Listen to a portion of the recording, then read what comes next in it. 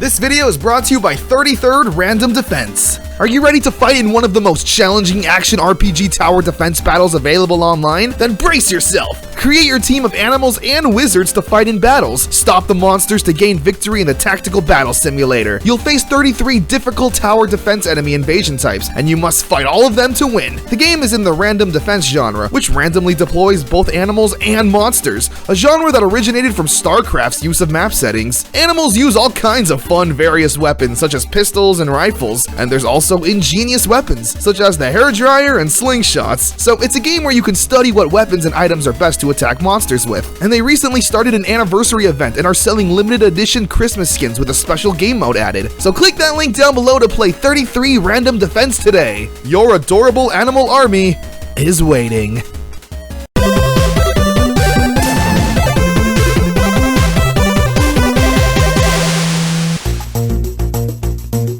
The Nintendo DS is one of the most revolutionary gaming consoles of all time, which is why it was doomed to inevitably have so many crap, trash games on it. I mean, how could it not? The touchscreen was so ridiculously fun, and when utilized correctly, it always led to some of the best experiences the handheld had to offer. Other companies though, they just saw, ooh, kids want to touch the screen? Great, we got like 250 games lined up that can do that, which is what we're gonna check out today. Some of the worst crap the Nintendo DS has to offer. Bad touch, very bad touch. Naughty! Yes, yes, yes! I love Hi Puffy AmiYumi so much. AmiYumi is a Japanese pop rock duo who famously sang the Teen Titans theme song. That's good stuff. And in 2004, the duo got a cartoon about them going on strange and wacky adventures. And in 2006, we would get Hi Puffy AmiYumi, the Genie and the Amp. On the DS, you know, obviously. The plot here is that Ami and Yumi are having problems writing a hit new song, when suddenly a genie comes out. Okay, I'll just roll with it. Totally, you're a fave among genies, babe. 16? Yeah, don't call them babe. Anyway, the duo wish to learn the ancient art of rock or something. And the solution? Beat up animals. The gameplay is a beat 'em up? In the loosest definition of the term. This is some of the slowest combat I've ever played. Like, I am mashing the attack button as fast as I can right now, and this is the result. What kind of makes the game unique though is that you can either use the face buttons for combat, or use the stylus to strum the guitar strings, with each guitar string being connected to an attack. Also, ignore that. I won't tell Nintendo if you don't. I mean, I guess that's kinda different. After every strum, you do get to hear some music that kinda syncs up to the stage music.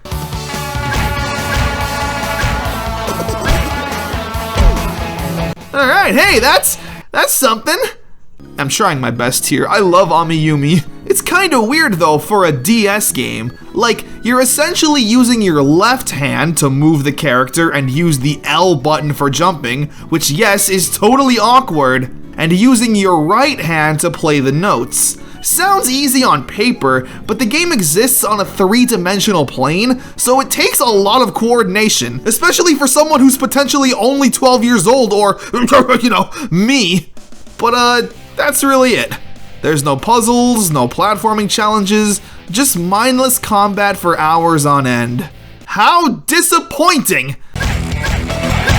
Like, Hi Puffy AmiYumi would be perfect for a beat 'em up in the style of something like River City Girls. But instead, we get this. One of the laziest uses of the stylus in Japanese rock stars I've ever seen!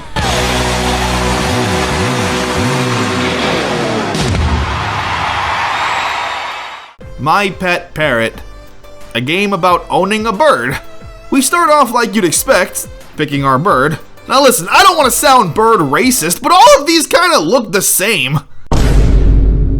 Alright, well this one kind of looks like JonTron's bird, so fine.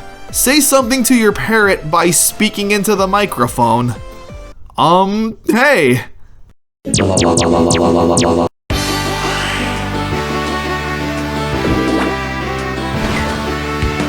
Phineas and Ferb. Phineas looks at nuclear launch codes and is like, Ferb, I know what we're gonna do today! Anyway, the plot of this game has Phineas and Ferb wanting to have fun before summer break ends, much like the TV show. Our first scheme is to build a roller coaster. Oh, I'm sorry, but before that, we absolutely need to save the game by touching Perry. He has such a way with words. Okay, back on track. Building a roller coaster.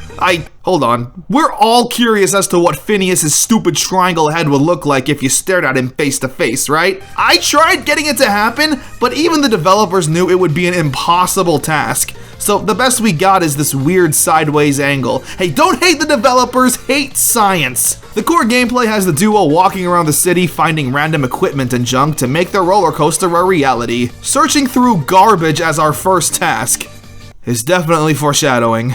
I don't know, man. The game has a linear setup where you need to go from left to right when the game tells you it's time, but finding and collecting these items works best in an open world scenario like Minecraft. The game also just throws all kinds of mechanics at you one after the other, and they're only ever situational. Like, for example, I'm told, have Phineas climb on Ferb's back to climb the ladder. I did that once, and then never again. Use the stylus to trace a triangle, and then never again.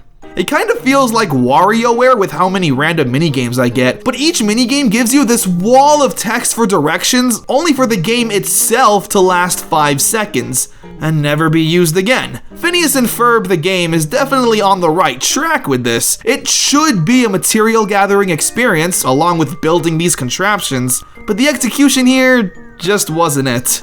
Moving on! Or as Perry the Platypus would say,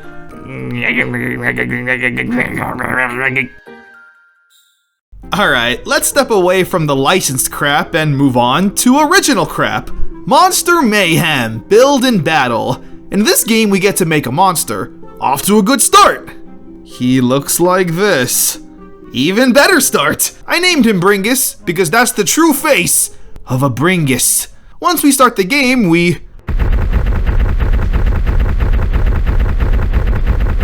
already have a terrible time. We're stomping around this nightmare town full of dark voids and gruffins, these cute, adorable little monsters, which we have to eat?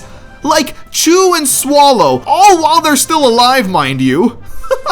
That's horrible. These things are literally minding their own business, being as harmless as can be. But oh no, we need some more stamina points. Sorry, little guy, gotta eat you alive. So, what the hell am I doing? You're basically stomping around the town until an enemy monster pops up on the map, threatening to take your turf. So we travel to them and need to have an epic battle. That's right, it's Bringus versus Gogok. Both of these names sound so fake. And it's rock, paper, scissors. Straight up. You know, this beats that, that beats this loses to that, but wins to this. It's rock, paper, scissors! Oh, and to top it off, we get this amazing fight screen here. Because yeah, that looked really devastating. And to make matters even worse, if that's somehow possible, the enemies have attack patterns. For example, this enemy literally would use the attacks in order starting here. Why even make me battle? The game even says, hey, he's got a pattern, memorize it. And what happens when you defeat the monster? Yup, you guessed it! More running around, more eating of small innocent creatures, and waiting for the next monster to play rock, paper, and scissors with. I would be happy, I would be very happy, if I never saw this game again. Can someone please just Men in Black me? Like, I'd love you forever. Power Rangers Samurai. Now this is something I can get behind as a massive Power Rangers fan. So you start off by choosing your Power Ranger, and we're given the story, with very low-res JPEGs. And then oh, this is lame. Okay, so in this particular season of Power Rangers, when the teens morph, they actually need to draw the Japanese symbol in the air, like this. So, okay, great, that would actually transfer fantastically to the DS. But no, we don't get that. Instead, we're just shown the symbol and need to tap the spots, like it's the paint bucket tool in Microsoft Paint. That's lame, but maybe the gameplay will make up for it.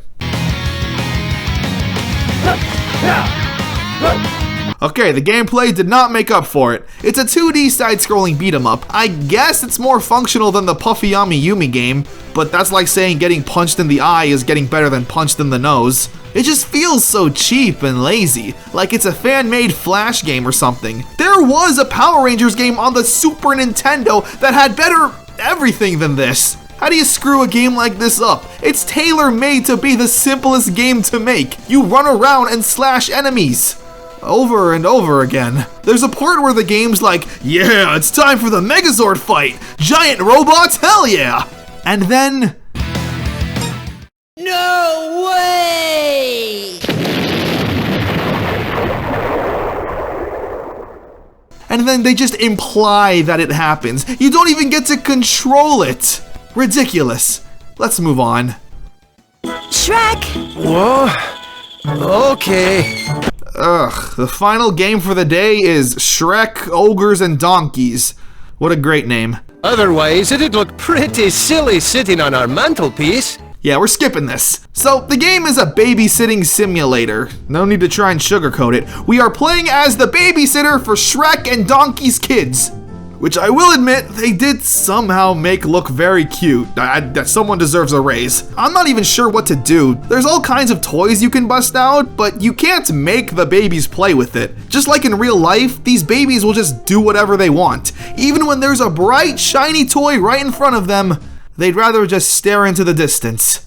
Unreal. There's also like a collect-a-thon thing going on. I went outside and made Shrek Jr. collect these things, but nothing happened, and it was the slowest thing I've ever done. Shrek and Donkey's kids are cool and all, but babysitting just isn't for me. Yo kid, if you keep staring at me, we're gonna have a major problem.